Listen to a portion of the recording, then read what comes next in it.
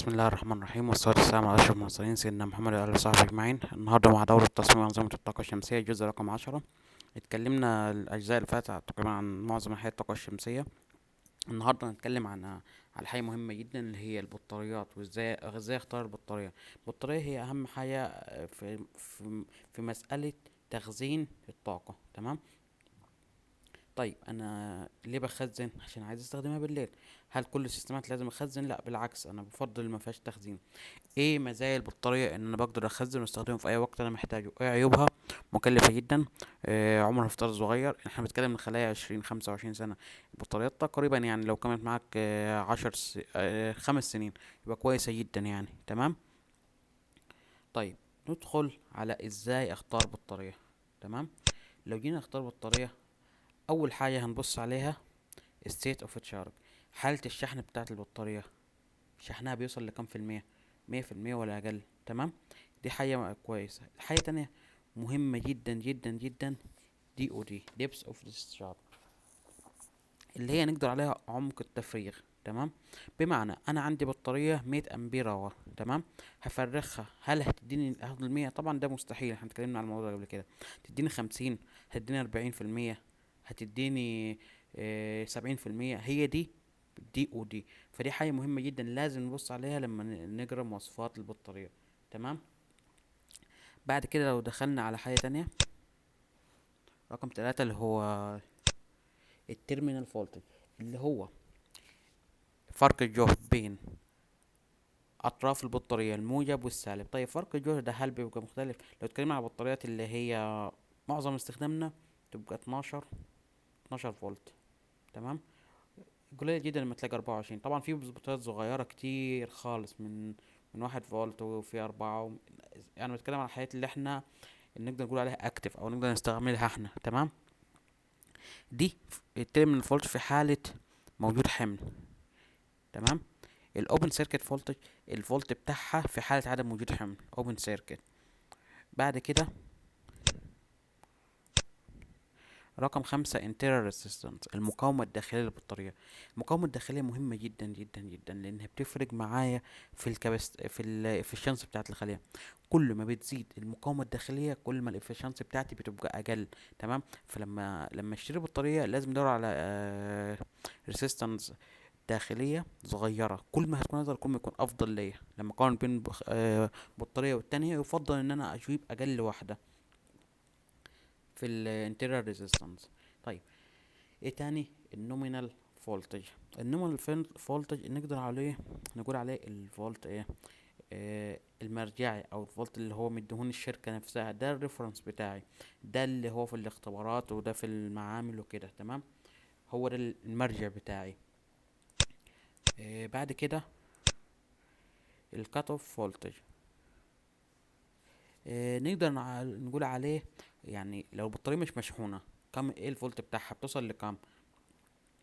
لما بتوصل ل50%، يعني بيديك اكتر من اوبشن عشان تعرف هل البطارية دي سليمة ولا لا. الارقام دي بتفرق معايا عشان البطارية بعد كده اعرف حالتها كويسة ولا لا وكده. تمام. اخر حاجة هنتكلم عليها تقريبا اللي هي كاباسيتي بتاعت البطارية. كباسة البطارية، قدرة البطارية. طيب يعني ايه قدرة البطارية؟ البطارية دي انا اقدر احمل، اقدر اخزن فيها كام، اقدر اخزن فيها باور قد ايه بالظبط. هو دي الكباستي. الكباستي بنلاقي احنا اصلا البطاريه لما بنتكلم على البطاريات زي ما اتكلمنا قبل كده 100 امبير اور، هي دي الكباستي بتاعتها 100 امبير اور. تمام. 12 فولت، بمعنى نقدر نحولها لوات بسهوله. 100 امبير اور في 12 فولت هيدينا كام وات؟ تقريبا 1200. طبعا في فقد وكده. فهي دي الكباستي بتاعتها. ليه بستخدم الكباستي؟ عشان انا عندي مثلا 20 كيلو عايز اخزنهم. بناء على كده بختار عدد البطاريات بتاعي بناء على الكباستي بتاعتها. تمام. ايه تاني بالنسبه للكباستي؟ اعتقد هي دي. تمام.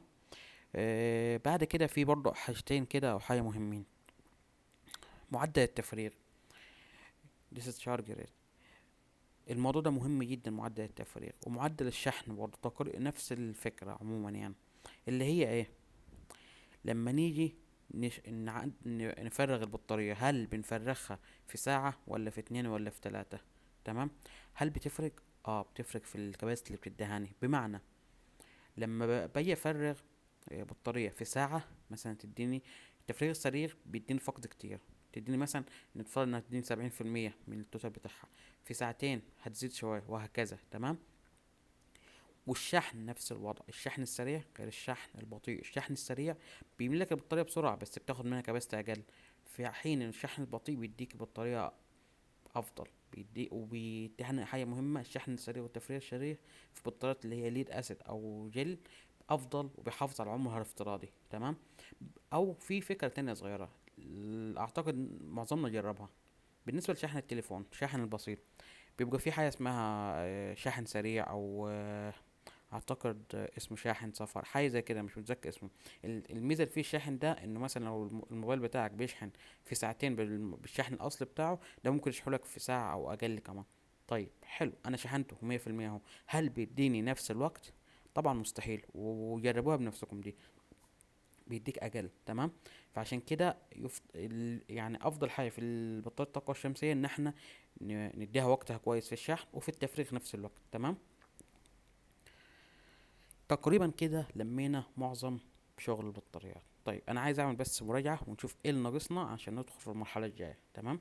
هنعمل مراجعة بسيطة على اللي خدناه. اول جزء كان على الانرجي، يعني إيه طاقة، وازاي نحول من طاقة للتانية، وانواع كل حاجة عن الطاقة. تمام.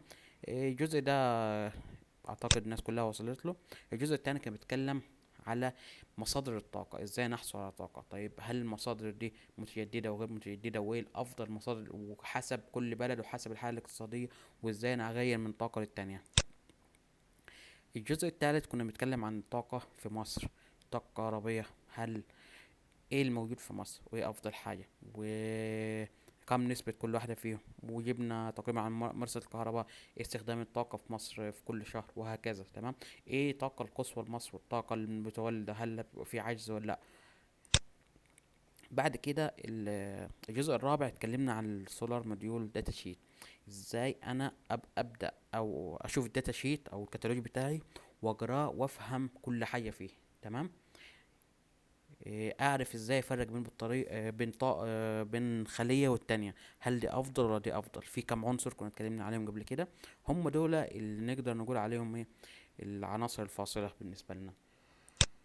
بعد كده اتكلمنا في الستي ستراكشر او السبورت ستراكشر بتاع الخلايا، اللي هو انا ازاي اثبت الخلايا، الزاوية، الاتجاه وهكذا. تمام. وانواع الستي سبورت ستراكشر برضو، يعني يمكن الجزء ده شويه ما اتكلمناش فيه كتير، او انا ما حبيتش اتكلم فيه كتير. انا بديك فكره عامه. تمام. تقريبا 90% من الحاجات دي ثابته في السوق وما بتفرقش جامد، بتفرق معاك في نوع المبنى. تمام. فعشان كده انا يعني اعتقد لما هندخل في مرحله معينه هيبقى في توسعه جامد في الجزء ده بالذات. تمام. بعد كده الجزء السادس، الانفرتر. تمام. ازاي اجرى الانفرتر، ازاي اعرف افرق بين الانفرتر والتاني، ايه الكباسيتي بتاعه الانفرتر، الفولت، ازاي اوصل الخلايا بين الانفرتر وهكذا.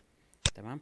الجزء السابع ده اللي بدأنا فيه نقدر نقول هو الشغل الصح، ازاي اعمل ديزاين للاون جريد سيستم، مانوال ديزاين، ازاي اعمل تصميم يدوي للاون جريد سيستم. تمام. اوصل ازاي الخلايا، ازاي اختار عدد الخلايا وتوصيلتها، ازاي اختار الانفرتر وهكذا. بدأنا من الصفر لحد ما وصلنا ان انا وصلت الخلايا. طيب بعد كده اتكلمنا على الاوف جريد سيستم الديزاين، ازاي في الجزء ده كنا بنتكلم على ان انا عندي سيستم كله بالليل. تمام. وفي احمال اي سي وفي احمال دي سي، ازاي انا اصمم خلايا وانفرتر وتشارجر وبطاريات للجزء ده للاحمال بتاعتي. تمام. العناصر المهمه. بعد كده الجزء اللي بعده اللي هو الجزء التاسع، اتكلمنا برضه عن نفس الفكره، بس زودنا عليها فيها احمال ليل وفيها احمال نهار. تمام. ازاي انا افصل بينهم، وازاي احسب عدد الخلايا وعدد البطاريات، وازاي اختار الانفرتر، وازاي اختار الشارجر وهكذا. تمام. نيجي على الجزء العاشر اللي هو النهارده، البطاريات وريفيجن على الجزء ده. طيب تقريبا في حاجتين او ثلاثة عايز اوضحهم. احنا كده تقريبا يعني لو اتكلمنا على الجزء ده فاضل لنا بس ان شاء الله حاجة واحدة اللي هي سولار بامب،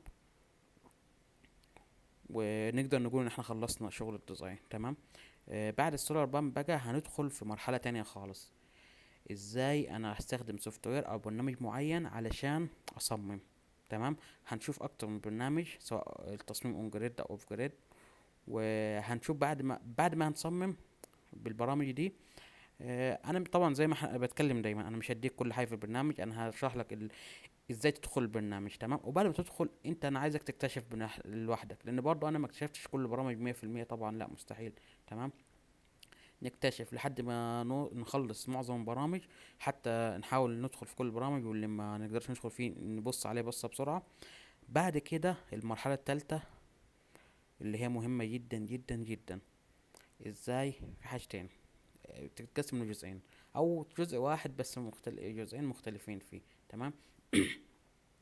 ازاي انا اشوف متطلبات العميل. تمام. العميل ده محتاج ايه؟ واحد اتنين تلاتة اربعة. هل هو عميل كده هيقولهم لي وهيمشي ويقول لي عيش انت مع نفسك؟ اوكي تمام، انا عارف اصمم له ازاي. في حاجة تانية واهم بكتير من ده، الشغل اللي هو البروفيشنال شوية، اللي هو ازاي انا عندي مناقصة تندر، او عندي شركة عاوزة سيستم، بس مش بيقول لي اعمل لي سيستم كده وزي ما بنقول ايه زي السيستم اللي فات، خد اعمل لي واحد اتنين تلاتة اربعة وانا هعيش. لا، عنده مواصفات لكل حاجة.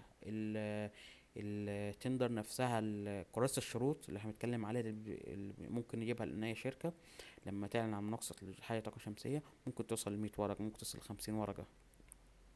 دي نقدر نقول في المناقصة دي أو في الشغل ده، ده ريفرنس بالنسبة لنا. فدي مهمة جدا ازاي تقراها ورقة ورقة. تمام. طبعا أنا أول مرة قريتها قعدت أركز في كل حاجة. طيب هو ده طبعا مهم، بس بعد كده أنت خلاص عرفت في مواصفات معينة بتدور عليها، بمعنى أصح. اه طيب الحاجات دي كلها ستاندرد، خلاص هنمشي عليها. ايه اللي انا ادور عليه؟ واحد اتنين تلاتة اربعة. وازاي انا اظبط ملف بتاعي فايل كامل عشان اقدم في المناقصة او في الحاجة دي. تمام. كده تقريبا يعني وصلنا لنهاية الجزء بتاع النهاردة، وان شاء الله ان شاء الله نحاول ننجز شوية وربنا ييسر الفترة الجاية. والسلام عليكم ورحمة الله وبركاته.